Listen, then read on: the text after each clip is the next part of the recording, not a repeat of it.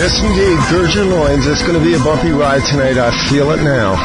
Welcome to OffPlanet Radio. My name's Randy Maugans, and we are live on Wednesday night, May 9th, 2012. And before I go any further here, I do have a guest with me tonight. Announcement in the final part of this show tonight, whenever that occurs, because time's so fluid here. We are going to have special guests. Duncan O'Finian and Miranda Kelly are going to join me. We're going to do a little bit of an update on the conference we held this weekend. So they will be here in the last hour or the extended portion of the last hour, because, you know, around here minutes and hours can stretch endlessly into eternity. And a couple of things that I got to say. I've been talking to some people that are in my back channel, and I think the word is out that we need to brace ourselves for things that are coming here in the very near future in the United States. I've gotten 3 separate confirmations that something is coming, and whether it's Drake and his planned insurrection, or whether it's something dark, and whether it's something that maybe is not going to be pretty, I don't know. I'm not fear-mongering this. I'm simply saying that I have confirmations, and one of them is from outside the United States, that we should be on red alert through the next couple of weeks in May. And so take that for whatever it's worth. The whole thing with the Drake saga for me feels like right now it's time to stop talking, and it's time to simply prepare yourself mentally and spiritually for changes that are coming in this world. And we'll talk more about that in the days and the weeks ahead, I'm sure. I have with me tonight somebody that, wow, how to even bring this? My guest is somebody that's really gotten to be somebody very special to me. She introduced herself a while back to me, and she has been working in the background in ufology. She is, I guess, what you would call a contactee, an abductee. She is the heart and mind behind the UFOchick.com website, and we'll plug that into the chat box at some point for those of you who want to go there. And she's done something very special. Nobody's ever done this before. I just looked. Wow. Hello and welcome, OffPlanet Radio listeners. So UFOchick.com is the website, and my guest is Dana Donlon. Dana, welcome to OffPlanet Radio. Oh, thank you. I'm really glad to be here. It's a little scary for the first interview, but here we go. This is your first interview. We're actually really privileged in that respect, that this is the first time that you've done a live audio witness and testimony of what's going on in your life, which is pretty wild. And we've had some conversations about it. I'm really, you know, I got to tell you, Dana, that's impressive that you would put a greeting to the listeners up there. I'm touched by that. Oh, on the website? Yes. Well, yeah. Yes, that's awesome. And so we're going to talk about your journey tonight and some of the things that you've learned, because you've learned a lot. And you have a perspective that I think is unique. In a way, your experiences are, and I think I put this when I put the post up on the website, they're terrifying, and yet at the same time they've been part of a discovery process for you as well. You've kind of broken out what I would have to call an ET cosmology, and anybody that looks at this website and goes to the right-hand column, you're going to see signs of interactions with ETs or IDs, which is interdimensionals, and we're going to talk about all that because Dana has a wide variety of experiences. So, Dana, we're going to kind of set the frame here with the chronology of what's been going on. You've obviously been seriously at this since 2009, but your story goes back further. Yeah, it began in the early 90s. I had had psychic experiences. I've always been an empath, but nothing ET. And I woke up on the table during an egg extraction. And if I hadn't had the people around me in the house verify that something was going on, I might have just thought I was insane.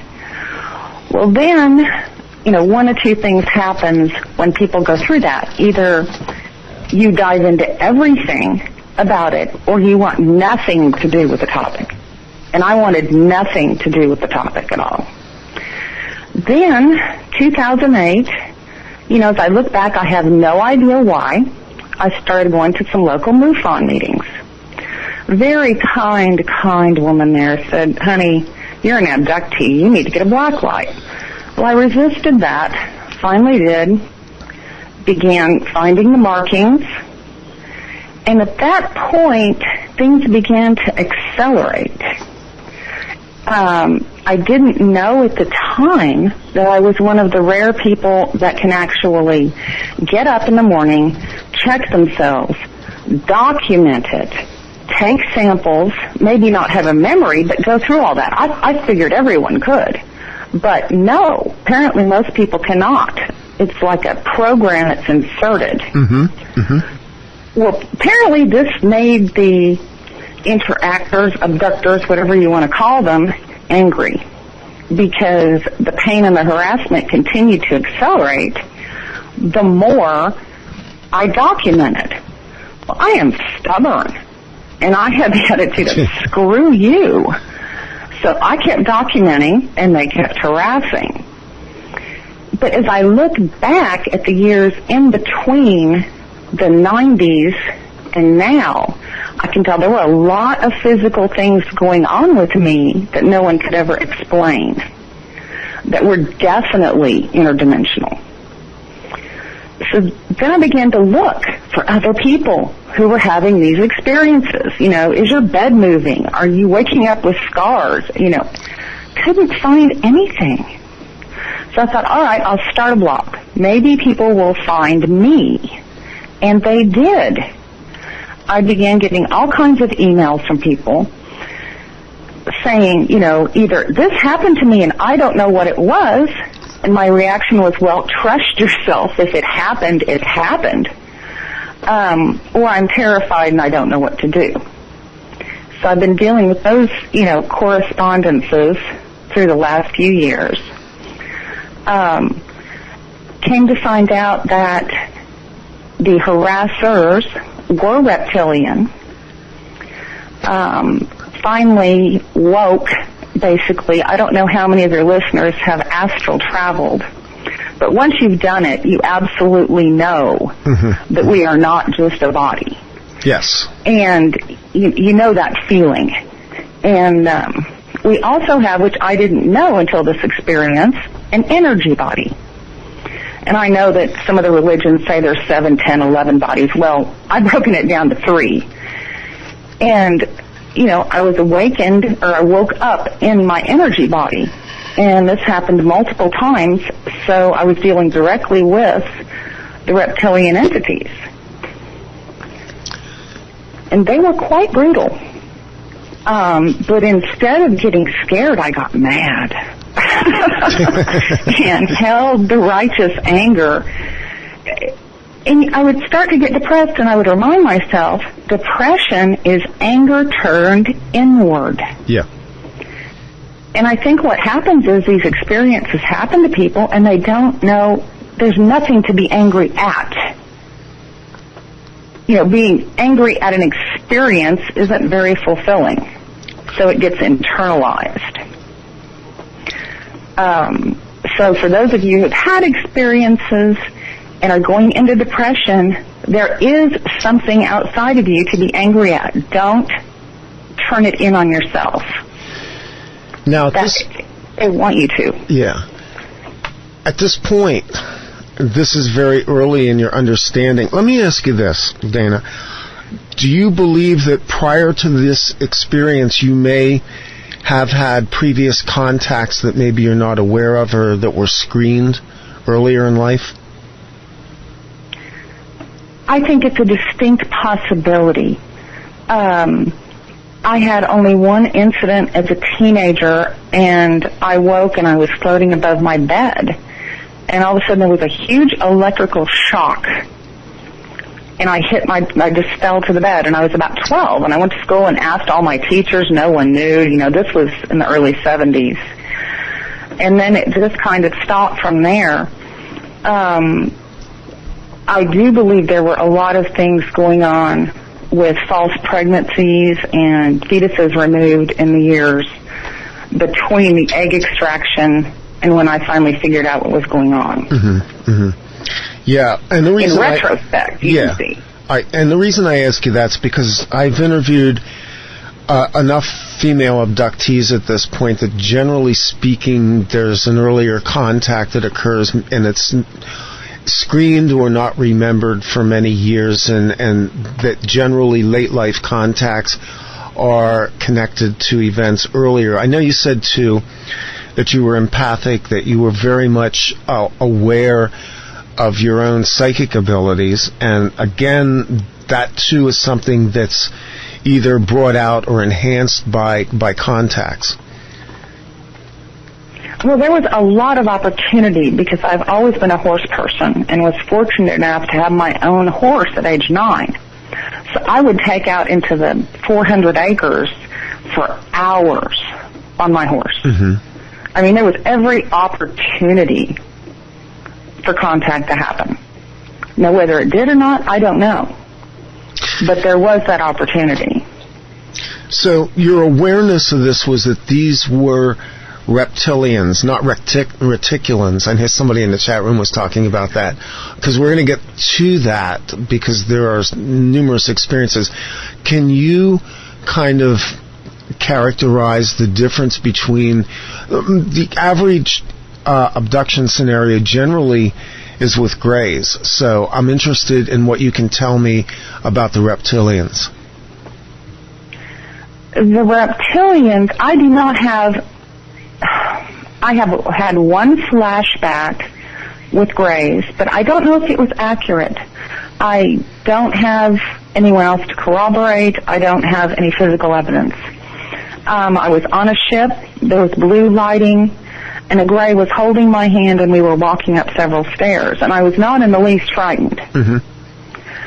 But that's the only, and then the grays that were with the reptilians on the one instance, obviously working for them or being under their control.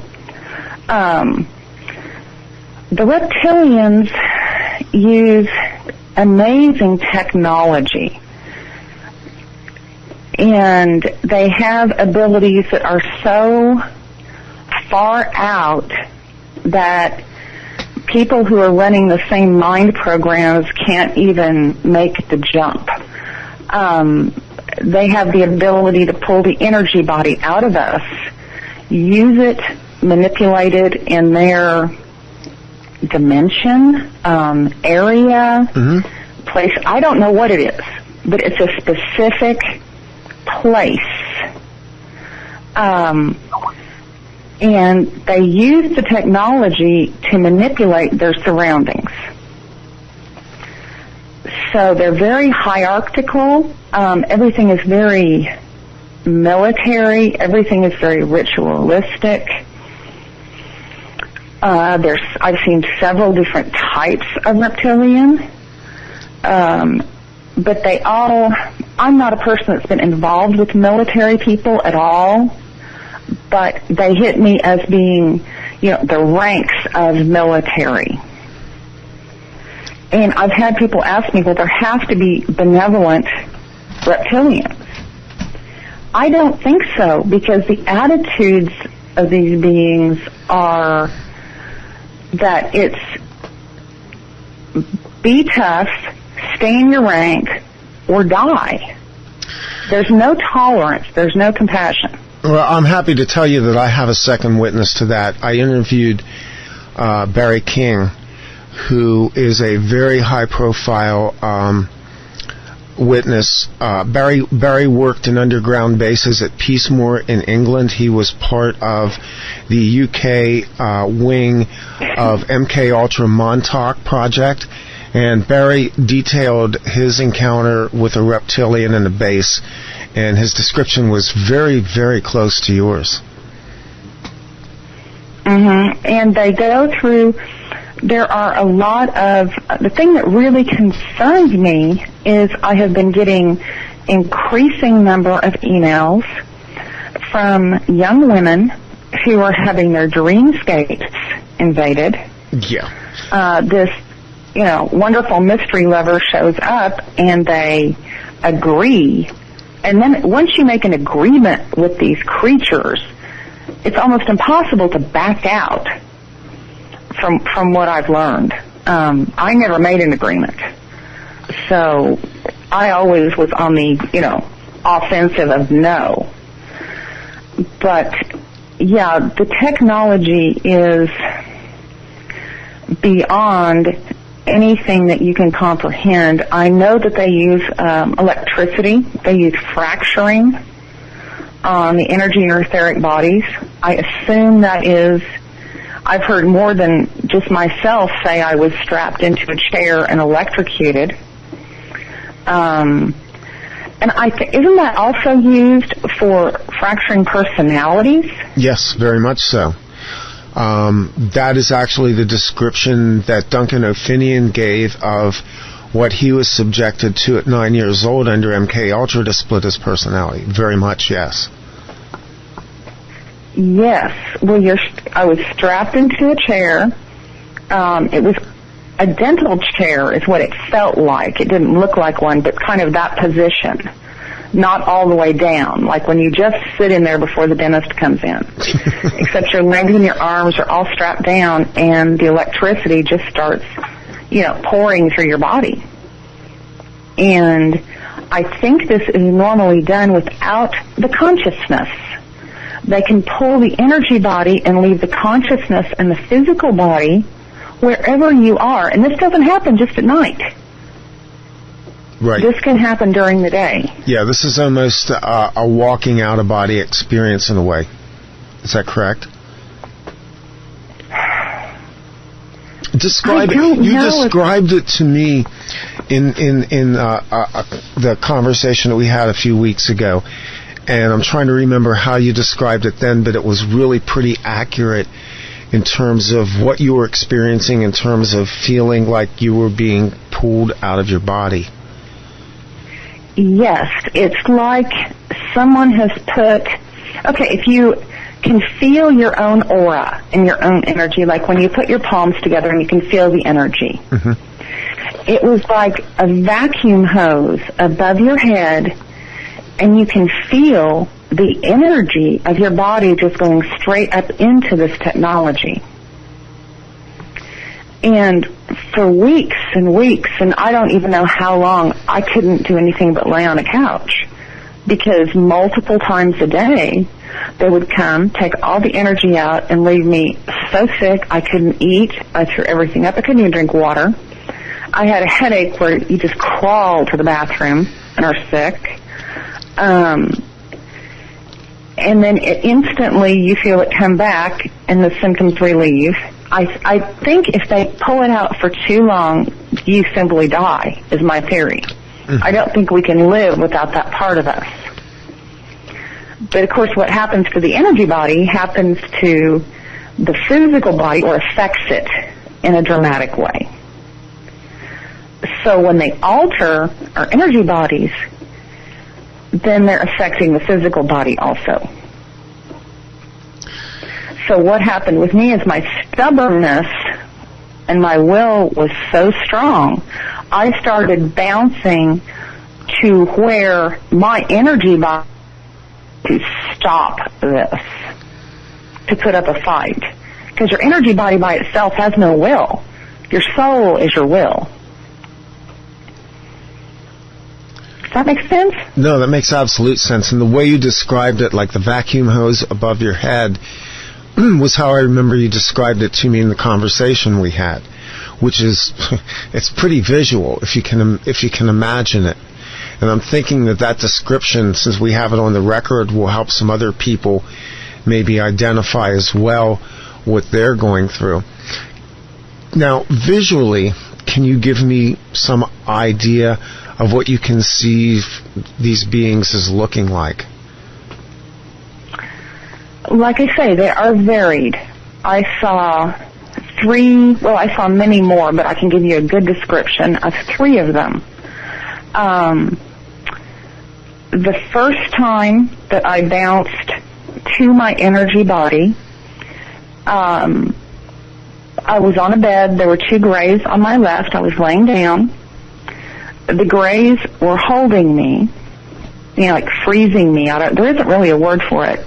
Well, none of these beings have ever been able to hold me once I wake up. So I broke the hold, and I turned, and there was a reptilian stretched out on the bed beside me and was going to ritually rape me. And at that point, all of the memories came back from when this had happened so many times before. Now, he was laying down. He had 2 arms, 2 legs. I would compare him almost to an extreme bodybuilder build, without the little defined muscles. Much more muscled than your typical human. Broader shoulders, huge thighs. Reminded me kind of almost of a frog leg. They came way out to the sides. Brow ridges, ears that came out like ours that were attached to the head, like if you put putty underneath our ear and stuck it to our head. The eyes were like any other reptilian. They had a slit. The mouth was wide and was like a frog. It had lips, but they weren't lips. They were just part of the skin.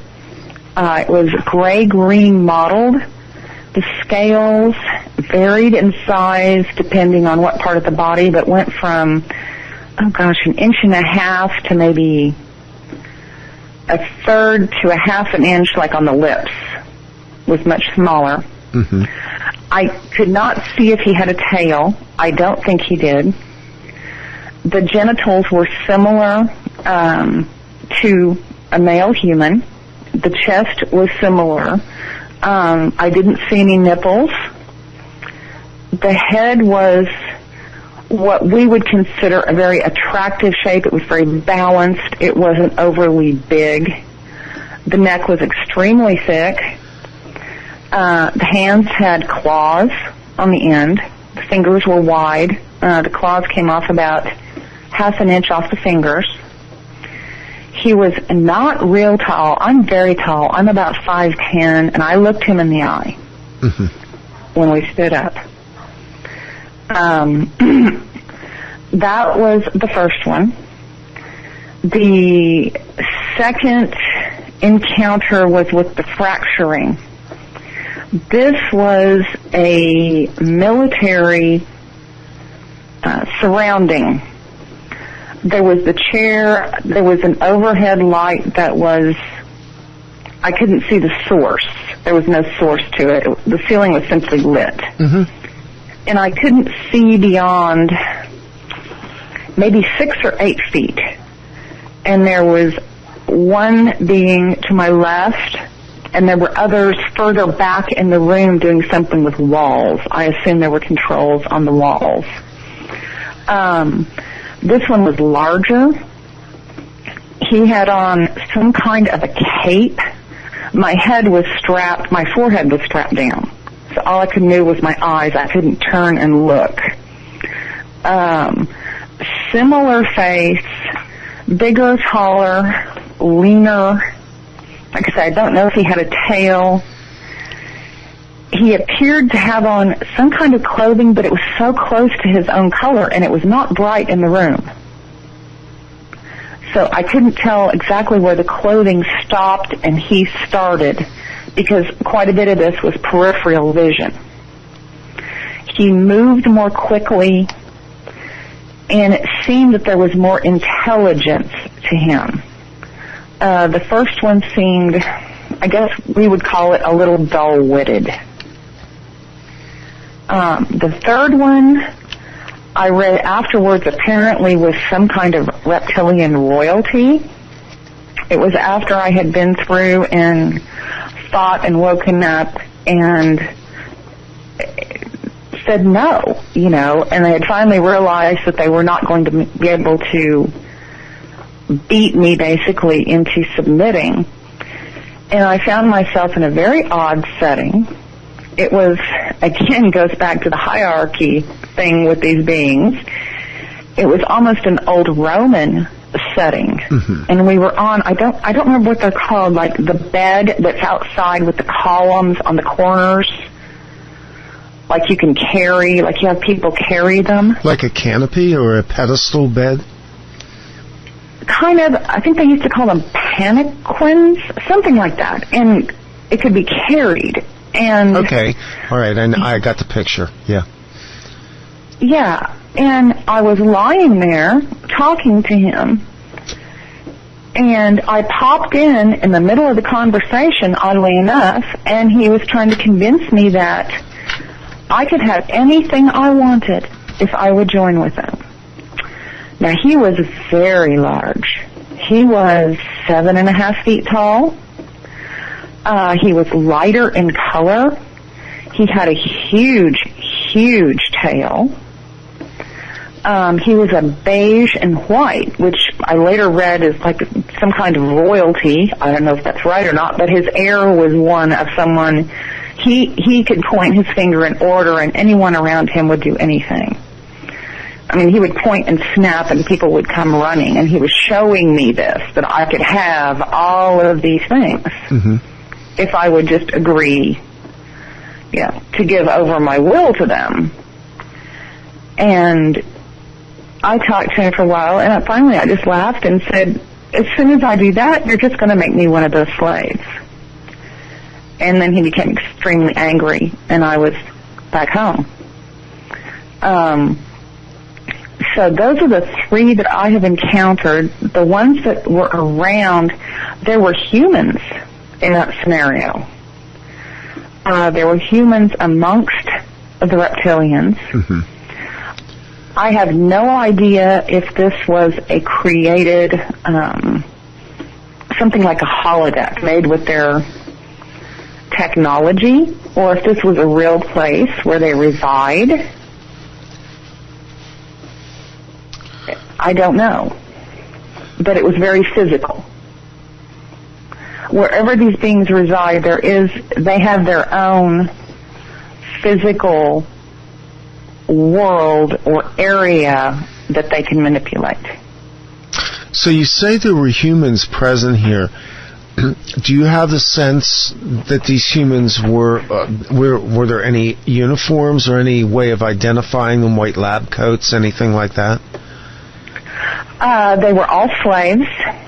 They were all dressed in similar to togas. It was very odd. And I've never had any interest in Rome or any of that. But I kept thinking, wow, this must be what Rome was like. There were sexual activities going on in one part of it with reptilians and humans. And this was pointed out to me that this was part of the package, anything I wanted, which kind of repulsed me. But yeah, the humans were the lowest of the low in that scenario. And they were frightened out of their minds. And I felt so sad when it was over. For them, for those souls. I hope they were just energy about evading their souls somewhere else, because they're very, very sad. Did you have a sense in looking at these humans, did you get a chance to see eyes or anything that indicated maybe their state, their mental state? Were they in a state of trance? Did they seem to be in some way altered in terms of their mental capacity or their ability to function? No.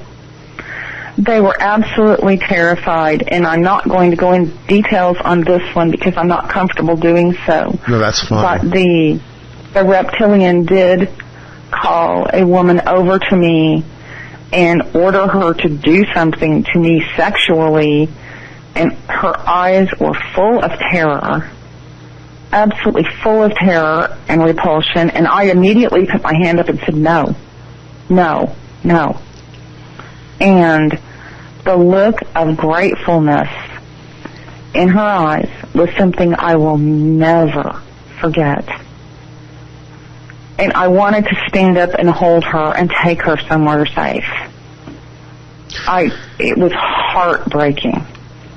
Absolutely heartbreaking. It seems like what you witnessed in that situation was the ultimate outcome maybe of the consent, of giving in, because you've said repeatedly, you're very strong-willed, that you have not given consent to this, that you actively resist the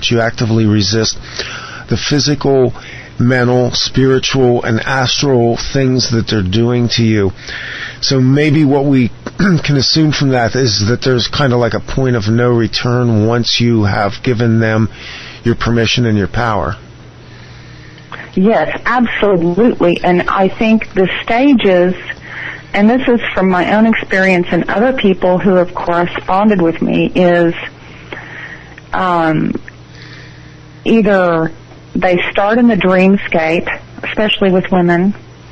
They use threats. They use physical torture, trying to get you to say, yes, yes, fine, I'll join with you, just stop.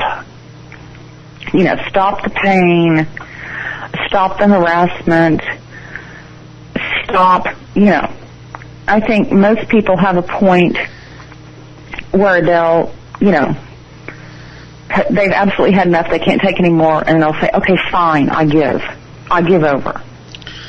And at that point, they become like that poor woman. So they're basically using degrees of psychological warfare against you from the very beginning. Yes, and I think when your energy body is pulled out of you, there is an immediate physical reaction. I've had other people tell me the same thing. One described it very aptly. She said, I didn't know whether to crap, throw up, pass out. All I wanted to do was lay down and die. And it happens very, very quickly. All of a sudden you just feel awful. And all you can do is just lay down wherever you are. This woman was actually at a party, at a lawn party, and she just laid down on the grass when it happened. It was so abrupt and so difficult. Usually the person will go to sleep if they can, and when they will wake up when it's over. So yeah, if you have had that experience, that may be what's happening. Now, you've documented on your website this trend, especially with young, like college-age women, females, that are reporting this particular type of activity as well, where they've basically been placed into a situation, maybe a dream state invasion, and the initial overtures are made. Do you have the sense that these beings are either able to shapeshift or present an illusion of something that's less, shall we say, repulsive than the reptilian visage? Well, I have absolutely no experience whatsoever with physical, 3D, our world, reptilians. I don't doubt that they exist. I still don't know. It doesn't make sense to me that the reptilians that I have had interaction with can incarnate on their own into a reptilian body here on Earth, because if they could do that, why would they need to ride along with people or possess people that are here? Okay. That's something that's still not clear to me. Yeah, and that was the chat room was basically, I think, wondering about this as well. We're talking about a phenomenon that's occurring in another dimension. Would that be a fair way to say it, or another space? Yeah, there is. I don't have a word for it. To name it is to limit it. So I'm hesitant. Okay. Dimension is the closest. But to answer your question, yes, what's happening, and I assume that they are using bloodliners. I think probably most of your audience knows what I'm talking about. People from certain DNA groups. Yes. That are more compatible with this energy. the women that I have corresponded with have not been promiscuous. They've been rather the opposite, rather the quiet ones, the ones people are not paying a lot of attention to. Mm-hmm.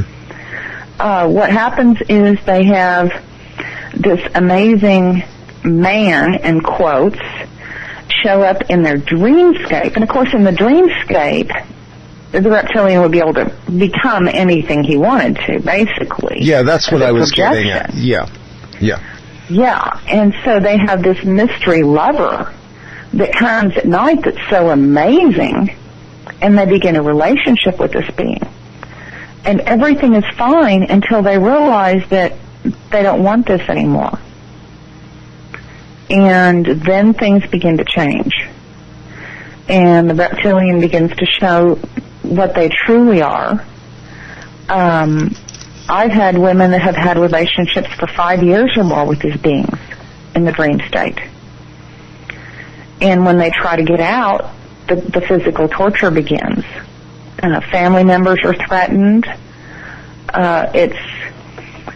It's very, very, very difficult. And I have yet, I'm not to be negative, I'm sure someone has, I have yet to see any of these girls come out the other side of this.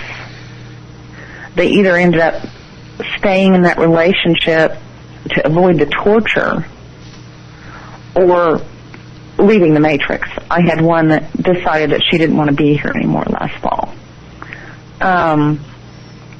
So, it was a terrible loss. I'm sorry that she's gone. Yeah. So, yeah, with the men, it's a little different. I don't have as much. All I have is what I've read and what I've been told by other researchers on the male side of it. So I can't attest. I haven't talked to the victims on that. So you tend to think that this is more female-dominated phenomena because of the harvesting of genetic material or eggs? Is that kind of a reasonable assumption? I don't know, because the beings, I'm still, I know what I saw during the egg harvesting, but it still makes no sense what I saw, the beings that I saw, because I haven't ever heard another report of beings that looked like that, because they looked like human clones. They were very odd. Uh-huh. So I don't know. The main, and you don't hear reports of female reptilians, which I find very interesting. Yeah. You hear very few reports. Yeah, that is interesting. And the male reptilians are after the human females for sadistic and ritualized sexual activity. That's what they want. Now, where the hell the female reptiles are, I don't know. But that seems to be the goal, as far as I can tell. I have a question from the chat room. Andrew303 asks, has anyone reported to you if they have hurt them during these events with them? Has anyone fought back and won? Yes, I did. Damn straight. Yes. I have not talked, unfortunately, and I'm not saying I'm the only one. I'm sure there are others. I just haven't gotten the reports of it.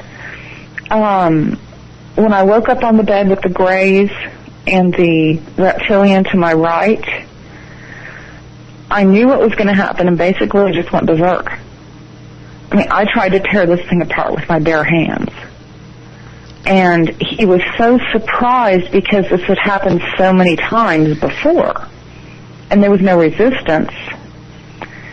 And there was quite a physical battle. And yes, I slammed him into a wall and hopefully hurt him pretty good.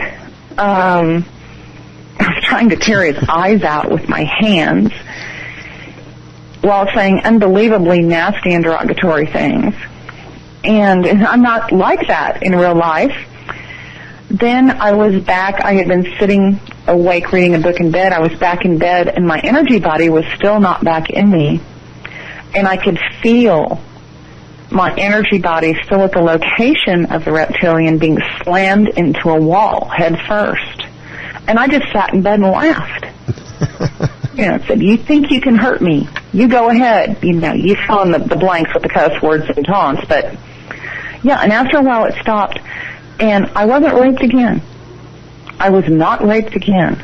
I guess I was considered unreliable at this point and not useful anymore. But yes, I believe once you make that sole decision to overcome the fear, get a hold of righteous anger, and say, no more, let's just go for it, things change. Things change. You can change them. You're more powerful than these things are. Now, these encounters are not the only encounters that you've had. There are other types of encounters that you have had. Can you kind of maybe go into that a little bit more? What occurred after those initial encounters, and maybe take us through what's occurring even today? Well, I explained about the vacuum and how the energy body is pulled out. Hang on just a second. Well, what was happening was, as I said, they were pulling my energy body out of me, from 1 to 4 times a day for hours at a time. And I tried to fight them. I have a background in energy manipulation, and I would pull back. The vacuum would show up, and I would pull back. I wasn't strong enough. I fought. Day after day after day, for probably a week at least. And finally, one day, I sat down in my living room, and of course, I had been appealing. I've never been a person who felt like anything or anyone was going to save me. I've always been aware that I have a lot of power, and that if there is a God that looks down upon us, He knows what I need. Begging is not going to help. Mm-hmm, mm-hmm. So periodically, I asked for help. None arrived. Okay, I must have something to learn from this. I just sat down and said, look, if there are any service to other beings out there, I could use some help, because I can't fight this technology. I have neither the tools nor the strength in this situation. I need help. And it was the oddest experience of my life. The vacuum was pulling. I said this right when I felt it start up. And all of a sudden, I was in a long grain again. My nightgown began moving, literally, back. Mm-hmm. I was leaning forward in a chair. All of a sudden, there was all this activity at the bottom of my spine. And something was pulling my energy back down. Then it would go up a foot above my head. It would get pulled back down. It was like there was a tug of war going on. It was very, very bizarre. And I just sat there perfectly still, thought, well, okay, the help is here. You're just going to sit and see what happens. And it was 20, 30 minutes. It was a long time this went on. And it kept slipping upwards. Whatever the benevolent beings that were trying to help me was doing was not effective. And suddenly, their energy is like the pressure in a balloon without the balloon there. It's like a pressure you just run into. It's hard to explain. This pressure went around my neck like an inner tube about 5.5 inches around. It was round, tight around my neck. And it stopped the upward flow of energy from my body from going up. Well, the vacuum continued to pull on my head. Then all the activity stopped from what I would call the benevolence. And for the next 3 days, I could feel this caller. And of course, at this point, I was extremely grateful for the caller. Mm-hmm. I could actually function and eat, and, but the vacuum never stopped. My face swelled like I had been hit, like I had been beaten without the bruising. My neck swelled. I had a really bad headache. And it simply stopped the technology. It stopped the technology from removing my energy body ever again. I don't know if the caller is still there. I don't know if I've gotten so used to it that I don't feel it anymore. I think there still may be something there. And that's when I realized that there were other beings who do listen and watch. And of course I was very wary. At this point I was wary of everything. But, well, is this a trick, to get me to cooperate? You become very distrustful. Yeah, absolutely. When these things happen. Yeah. And over the next, 2.5 years, just in the last 4 or 5 months have I begun to have a little bit of trust of the benevolent beings around me. I think a lot of people, probably most of your listeners, have these beings around them. The thing is, what does a truly benevolent being, in quotes, look like? They can't do anything that invades upon our free will. So, unless you ask, they can't help you.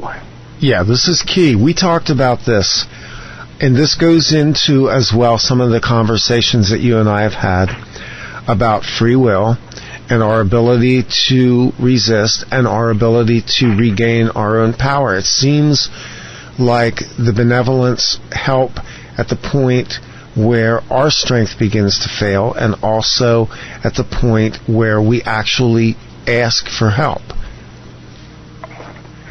Yeah, one of the most interesting things that happened to me was all of a sudden, out of the blue, it occurred to me one day, I bet I have energy implants.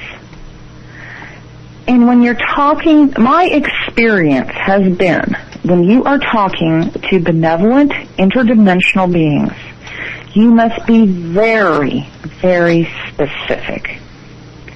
Because if you say, can you remove anything in my body that's bad? Not specific enough. Can you remove any implants, energy implants? Well, from which body? So I sat down and I thought it out, and I thought, okay, I want all of the implants and anything that's been put into my body by service to others or service to self beings removed. So that's what I requested in very specific terms, and I felt them remove them. It feels like, I think most people at some point in their life have been shocked, like if you're rewiring a lamp or have gotten a little jolt of electricity. Oh, yeah. I've done that many times to myself, yeah. Okay, well, a few minutes after, it still tingles. Mm-hmm, mm-hmm. It doesn't hurt, it just tingles. That's what the touch feels like. That's what their touch feels like.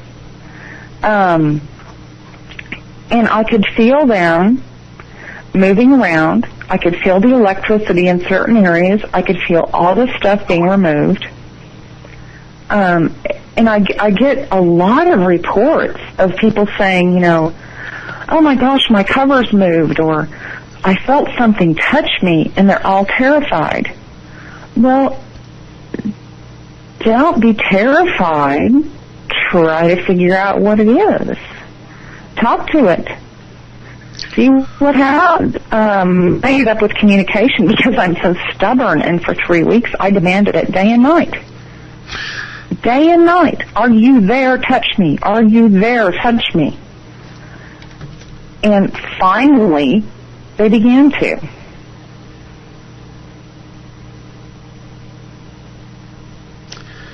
You know, I have to say, the last almost hour that you and I have been talking, you've described some things that frankly frighten me.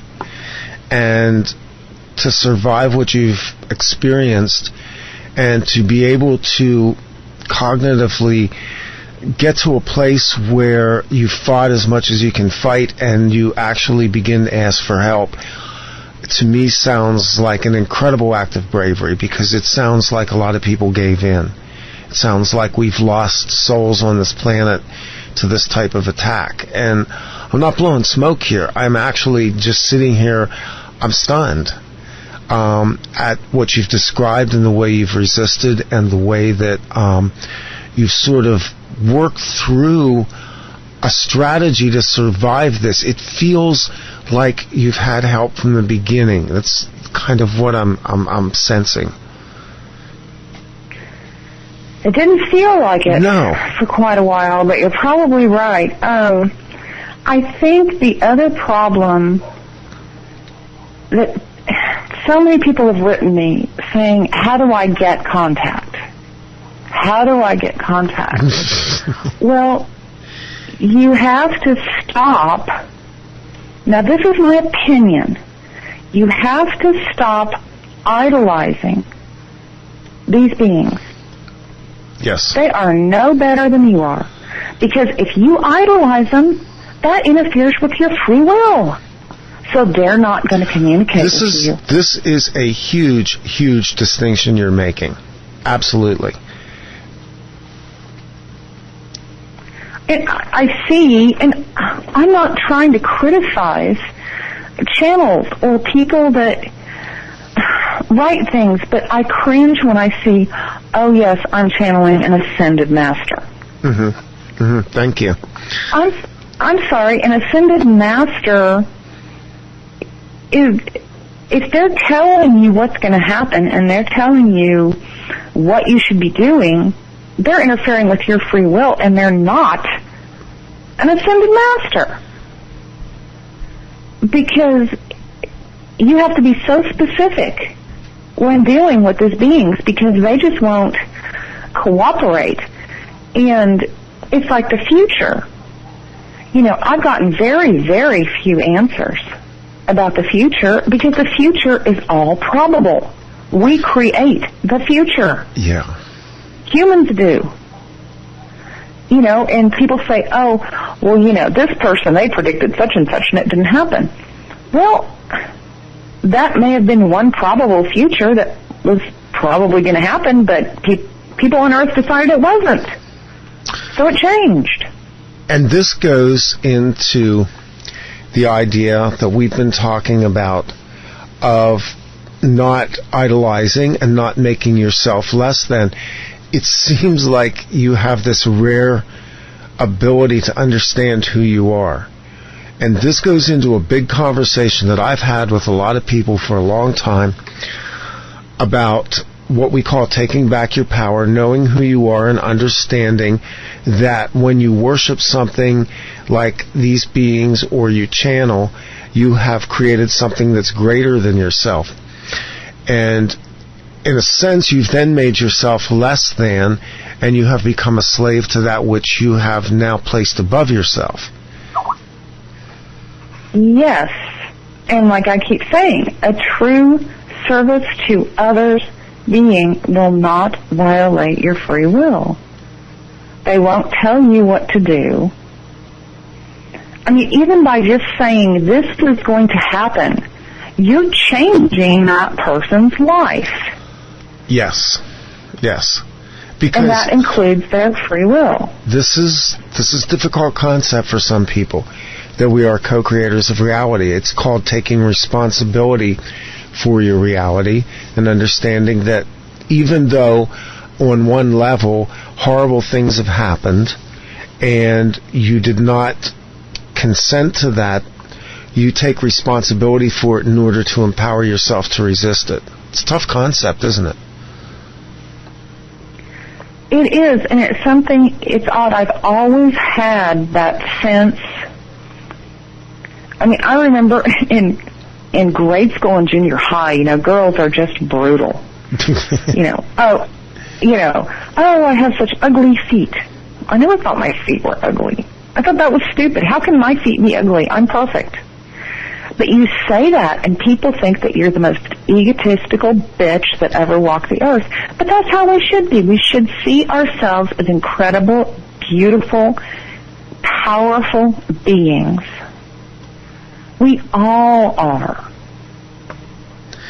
See, aside from the fact that, you've given an absolutely fascinating interview so far, this was one of the biggest reasons why I wanted to have you on tonight. This goes beyond abduction. It goes beyond ET experience. It goes beyond the paranormal. What you're describing now is actually a complete philosophy for empowerment. And I think this is so important, and especially given where we're at right now in time, and given the fact that we're going through a lot of changes in the planet, a lot of changes in consciousness, and that there seems to be a higher level of accountability on human beings to begin to become creators, to begin taking responsibility for their reality. See, this is the part that really pisses me off about New Agers, is they're sitting around waiting for this wave of ascension to come in, and it's all going to be la-la and everything's going to be good, and they don't seem to realize that any changes that are going to come about either on the planet or within themselves are going to come because they've struggled, because they've endured, and because they understand who they are. Absolutely. And I see people finding truths in other people's, I keep saying channeling, because most people present their material, wherever it comes from, as a channel, because it's accepted now. Oh, no, we've got a whole culture right now on the internet that's built around the daily channels from the galactic councils or the ascended masters or the angels, or pick one. And this is going on for years, and people just eat this stuff up. It's like, wow, the future is going to be better any minute now. And I can't believe people sit around for years reading blogs that put this shit out and don't realize that you're being lulled into complacency. While the world goes to hell, you're going to sit there and believe that something higher than yourself is capable of making something better. I think I did this. I think I did this rant before, but it's okay. It needs repeating.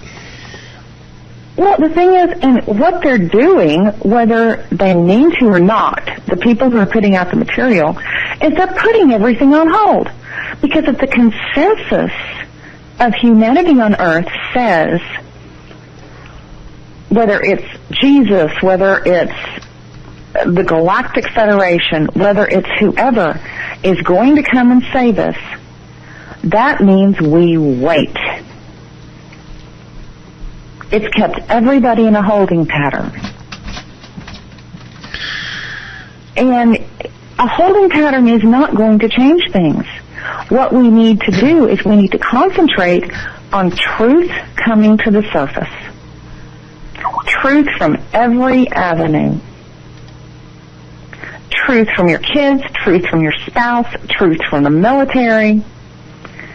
And the other thing that people don't realize, which most people are going to deny is possible because it's scary as shit, excuse my mouth, is many, many people's thoughts are being monitored. Yeah. I know mine are because I've had reactions to them instantaneously. Imagine if every thought you have is being monitored. How would your thinking patterns change? And the funny thing about mine is I have had to completely stop thinking in questions, which is damn hard to do. Because if I ask a question, they answer me, which is very disconcerting. So, yeah, it's about throwing off the old programs and changing them and turning them off, and stop being this weak little thing that hopes everything's going to turn out okay, and realizing how amazing you are, and everyone else is. And I think my other big bitch is, and so many people that are, what's evolved isn't the word, aware of the things that are going on, are so irritated all the time. Well, I go to the store and everybody's a zombie. Well, wake them up. Say hello. Connect your energy. Look them in the eyes and wake them up. I love it. I love it. I have some questions. I mean, there's a sense of responsibility. Yeah. Go ahead. No. Actually, you know what? I want to take a break here. I want to give you a chance to take a break and get something to drink or just catch your breath a little bit. And when we come back, I got a couple of questions here, and we'll hit that. But I think this is a real good place to take a break. In answer to questions, Duncan and Miranda will be joining us. Like I said, the hour floats. We'll go with this conversation for as long as we need to. And Duncan and Miranda had actually planned to come in shortly after we end the normal broadcast tonight. So, yes, Duncan and Miranda will be here later. So just hang out for a while. So I'm going to take us out of this break with some music, and we'll come back on the other side. We're going to continue to talk more about a most fascinating subject, not being a victim. Wow, what a concept. With my guest, Dana Donlon, here on OffPlanet Radio. We will be right back.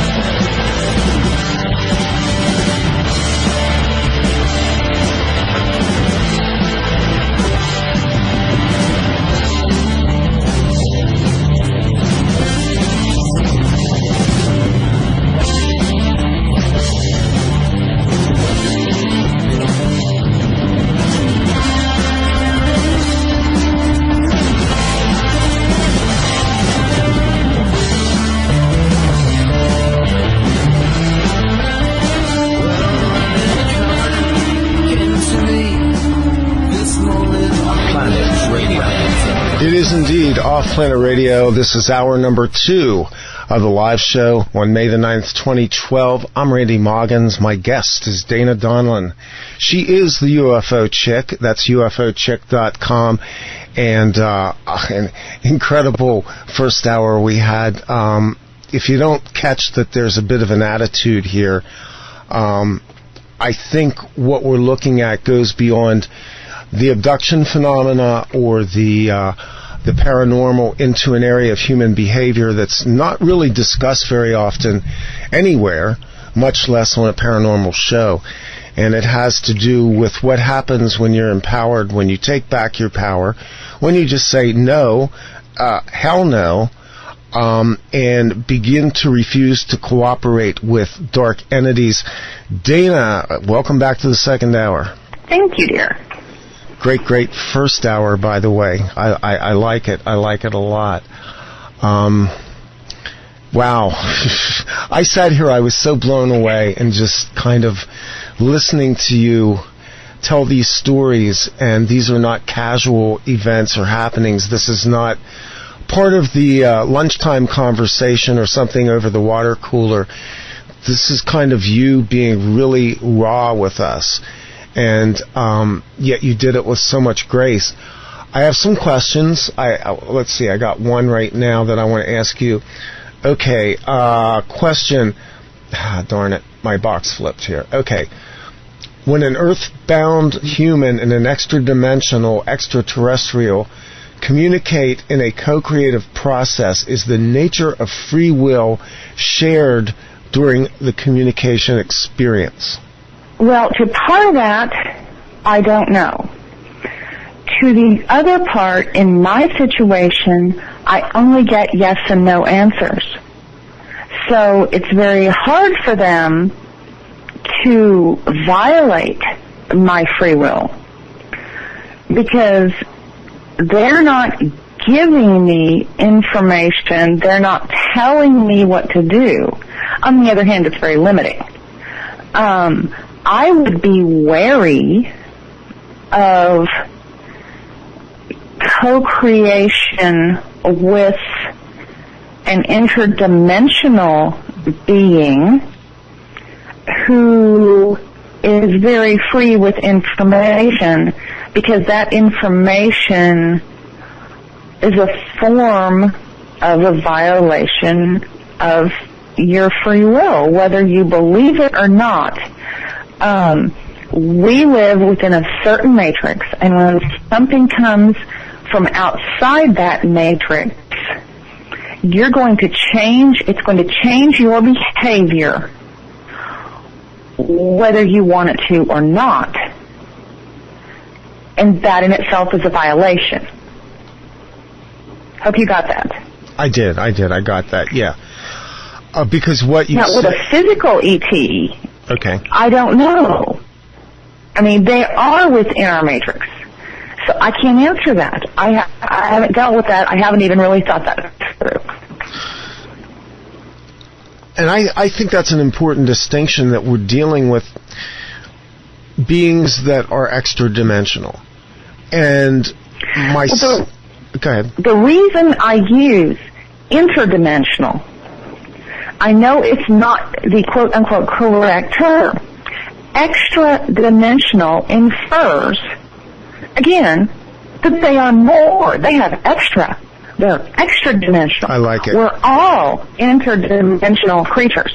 They can move into dimensions. Think of a table. Okay, a flat table. Put a piece of paper on the table. Make that piece of paper a two-dimensional galaxy. Okay, we as three-dimensional beings can look at it. We could look into it. We could even take tiny tools and interact down there within their dimension. But for us to enter their dimension would be extremely difficult. And that's kind of how I see it. The interdimensional beings can enter ours. They're in their dimensions. But they, as far as you see the flashes of light, you see the flashes, you see the things out of the corner of your eye, something can be moved, something can appear, you have all of these circumstances in which you can say, yes, something has been altered in a way that I cannot comprehend. Very well could be an interdimensional situation. Okay, other question I have, Do you consider that the benevolent beings may be multidimensional versions of ourselves? Absolutely possible. Absolutely. I don't know what they are. And to define them until we have absolute proof of what they are limits them. So, yeah, sure, that's a possibility. Now, I want to take this in a slightly different direction in that you obviously don't live alone, and this clearly is an experience that's has gone on for a long time. It impacts your daily life. It impacts your ability sometimes to function. How does that play into your daily routine? Well, I've been married 27 years. My husband didn't ask for any of this, bless his heart. He has adapted as well as he could. He's very kind about it all. Most of the time, I forget that the benevolents are around. If I have a question, I'll ask it, I'll get an answer. They touch me and I can feel the electricity. I actually would have thought I had completely lost my mind, except for other people who have experienced. I have asked them to interact with others to confirm what I am feeling, and they have done so. So other people have experienced their touch and acknowledged, yes, it's very real. Like I said, I think a lot of people, they're just waiting for those people to understand that they are there to help and to interact with them. But we're taught to react with fear. So look at the media. Yeah. The covers, it's a demon. I mean, everything that happens, it's in a scary movie. So you have to wipe that fear program out. And trust yourself. That's the biggest thing. I have more people write to me and say, years ago this happened. What do you think it was? And it just was like, well, you know it happened. You experienced it. So trust yourself. You shouldn't need me to validate that for you. Programs are so strong, we can't trust ourselves enough to say, yes, it happened. It may not make sense, but it happened. I have had bizarre things happen to me that make no sense whatsoever, but they happened. So I'm going to trust myself and go from there. So the idea of external validation doesn't really play into your universe a whole lot. That's not why you do what you do, but you are, in a sense, reaching out to other people, and I'm sensing that a lot of what you get are people that are, shall we just say, freaked out by what they've experienced. Yeah, very, very freaked out. And again, program. We're programmed. If something happens we don't understand, we react with fear. Stop, reset. If whatever it is that has created that situation we're going to do, it probably harmed you. The best predictor of future behavior is past behavior. Yep. Now, on your site, you have on the right-hand column, and I know some of the people have commented in the chat room that they're now fans of your site, so I guess you'll get another bump in traffic. Signs of interaction with ETs and IDs, and you list some of the different, I guess, phenomena that people would experience. We didn't really talk a lot about negative grays, and I don't know how much experience you've had with them, but let's go into a broader spectrum here of physical abuse, implants, signs of things that have been taken off of your body or put into your body and screen memories? Well, common implant seems to be in the sinus, and it seems to appear over the side, almost to the end of your eyebrow and straight up. And I call it a point of source headache. It's that is kind of an implant. Now, in my experience, benevolence also can use this implant. However, if you say, this hurts, would you move it? They will immediately move it. There are so many different kinds. You know, I think a lot of people that are going to doctors now are actually feeling the effects of interdimensional contact of some kind. Mm-hmm. And the doctors don't know what it is, so they give you an antidepressant. Yeah, the implant, I mean, I have had huge scar appear on my stomach. I've had scar completely disappear off of me overnight.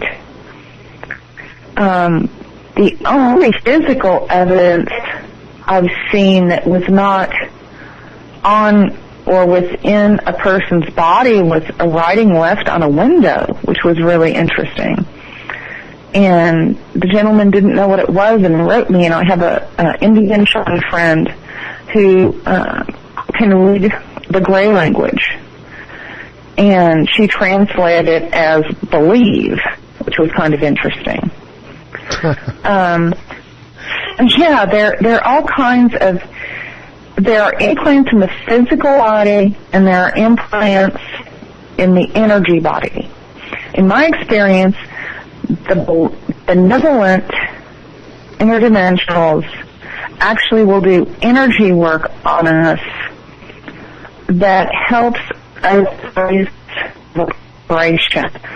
I don't know what's coming, but I know that energy has intensified and more people are being affected, which tells me that we're coming up to some kind of a peak because no intelligent, sentient life form does something with no purpose to it whatsoever. Yeah. Yeah, that's interesting. Go there. What you think is occurring. So it's hard to feel. They probably removed. Oh God, I never tried to put a number on it. 12 to 20 energy implants on me when I finally requested it. Mm-hmm. To anyone that has or thinks that they have one, just sit down and write it out and be real specific and ask if they're any service to others beings to remove them. See what happens. And if you feel them working, don't freak out. Just be glad. Now, how are you aware of implants in the energy body? What is the indicator to that? You know, a lot of them I didn't know were there. Like I say, headaches, you'll be able to point to the exact spot where something hurts. I think that's the biggest indicator. You know, if someone has a headache and they say it hurts right here, that's the point of the beginning of pain is at the size of the end of your finger. I would say that's probably an implant in the cheek, in the forehead, in the nasal cavity. Base of the neck? Yeah, it could be in the neck, but it's there. You'll be able to point well to it, in my experience. Just, it hurts right here, and it radiates out. For those that have the black light, now don't buy a black light bulb, that will, it has a black light like pictures used to put over black light posters. Right, yeah, a fluorescent, like fluorescent black light. Yeah. Yes, you will see a white, your skin will be white around your nostrils. if they've been putting implants in and out of your nasal cavities, it won't glow, but it will just be like a complete absence of blood under that black light. Mm-hmm. That's another indicator. The other thing that I learned was that many times, it took me a lot to catch this, if you get a blinding headache and have to go to bed, many times the nasty ones, I assume the grays, they'll actually be doing, how do I put this tactfully, vaginal sexual work on the person. The headache is a distractor. Mm-hmm. You have such a blinding headache that you don't feel anything else. So that you'll hold still for the procedure. Now, the torsion, I don't know if anybody has read up on torsion field technology. There used to be quite a bit about it, and a bunch of it's gone. I was doing some research the other day, and a bunch of it has disappeared. That's where there's an energy field, and within that energy field, time speeds up or slows down. Mm-hmm. Mm-hmm. That's how they manage to give us the stars overnight, heal things overnight, do things very quickly, work on us while we're walking, because they've slowed down time for them. Okay, this is the freakiest part of all, and you and I have talked about this. This feeling like time is slowing down. And I told you I had an experience this weekend in a public place where I had this exact experience. And how to explain that in a way that is understandable to somebody that's not experienced this. The idea that time slows down or distorts or even speeds up. Well, you can probably explain it better than I can, because with me it's been more of just a missing time. I mean, 1 second you're standing here and instantaneously you're standing somewhere else, and you can tell time's passed because you poured a drink or taken out the trash, or, I have some of those actually described in my blog posts that have happened to me, and it does leave you feeling very, very odd. The one time that I did see the being that was working on me, it was a very tall gray, and it was female. And I had decided, again, using will, we create, I wanted to see who was working on me. And I woke up, and I stayed in that half-groggy state, and I looked up, and there she was, and her hands were moving so fast, and they disappeared into my stomach. And they were moving just so fast they were a blur. And of course, at that point, I yell, "Holy shit, you're real!" and she disappears. It was kind of funny, actually. But, so that's when I became interested in the torsion field technology, because obviously she was moving so much faster than anything that could happen. Explain a little bit about the torsion fields in terms of how you understand it, because you're right. This is something that doesn't get talked about a lot, and it is suppressed technology, basically. I mean, that's why the pages are disappearing. That's why there are scientists out there. A friend of mine's been talking to me about a guy named Marco Rodin, and this actually goes into his work as well. How do you understand that, and how do you understand that playing into the phenomena that we're talking about? Well, I think when they do, I know when they do physical work on us, not energy work, but physical work. Mm-hmm. And I don't know if I believe that all groups have this technology. I don't think it's limited to negatives or positives, to use the shortcuts. No, I think it's part of the universal force, actually. I think that's what's been suppressed. Yes. And it was like the morning that I woke up with a scar that was almost 3 inches around and 1.5 inches deep. right above a very, very, very skimpy bikini would be on the left side. Mm-hmm. And all I remember was feeling like someone was poking me with a stick in the night. And I kept itching it, kept being at it. The other way that you can tell sometimes if are working on you physically using torsion field technology is, let's say you have a sudden pain in half of your leg, okay? Take your hand, make it flat, and cup it a little bit, and bring it in slowly and push on the air and bring it down slowly towards your leg until you push on your leg. If it increases the pain, something's going on. Because the energy, I mean, we're actually in all dimensions. We just don't realize it. We're actually interfering with what they're doing. We're pushing the needle in further. We're interrupting them. So we're going to feel a little bit of pain there many times. Mm-hmm.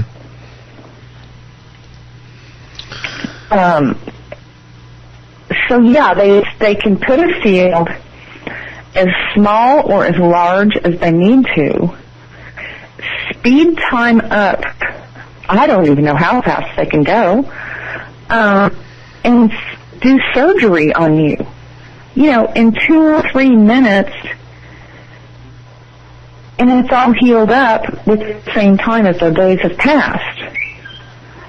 That's how they wake up with scars. It's exactly with time. Mm-hmm. Mm-hmm. Yeah, this is a common... It's not some light.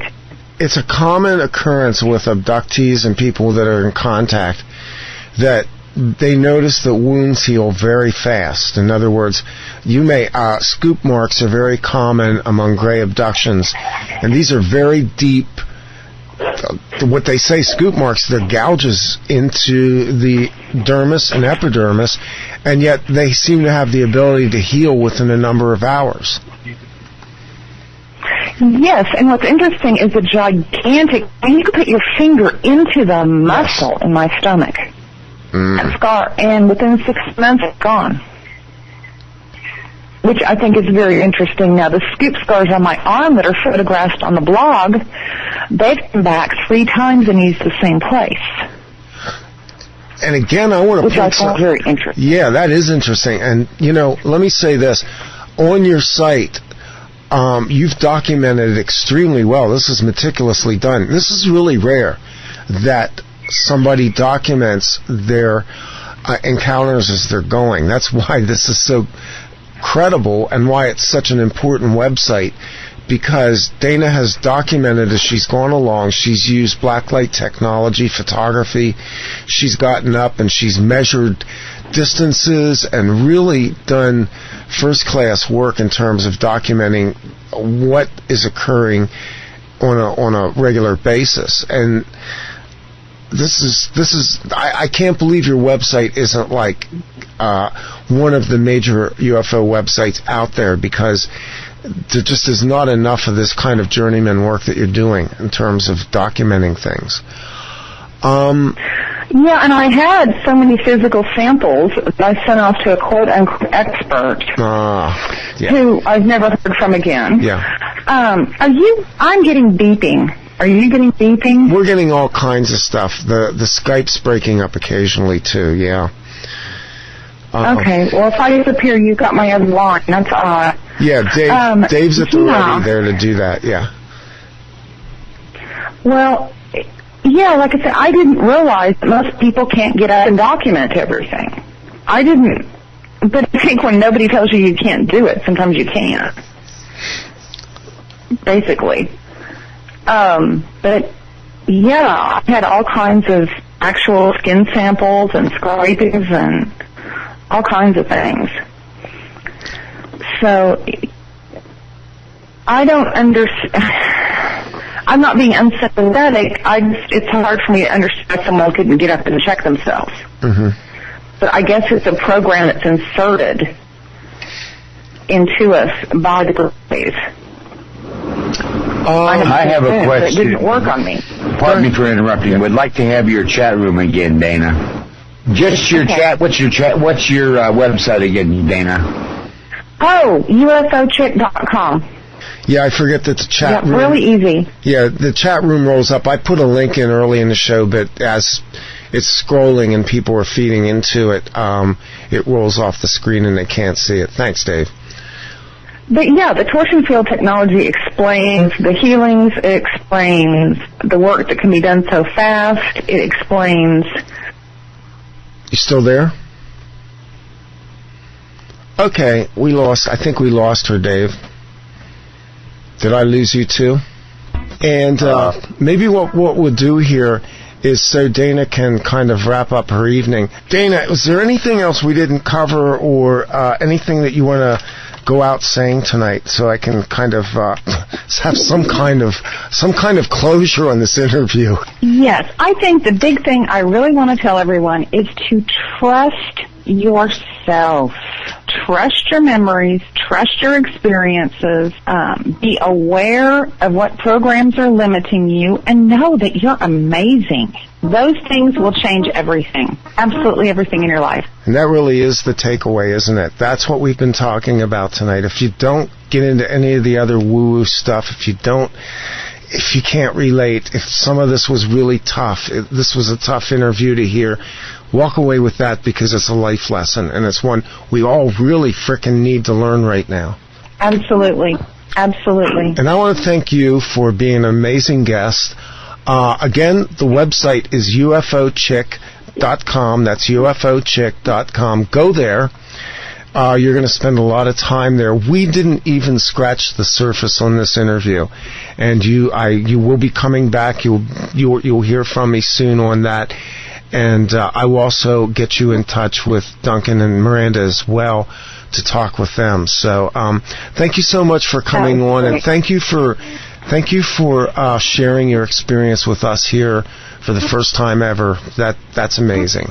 Oh, well, thank you, and I will talk to you soon. You will talk to me very soon. I will catch up with you in the next day or two, my dear. Okay, sounds good. Have a lovely evening. You too. Good night, Dana. This is OffPlanet Radio.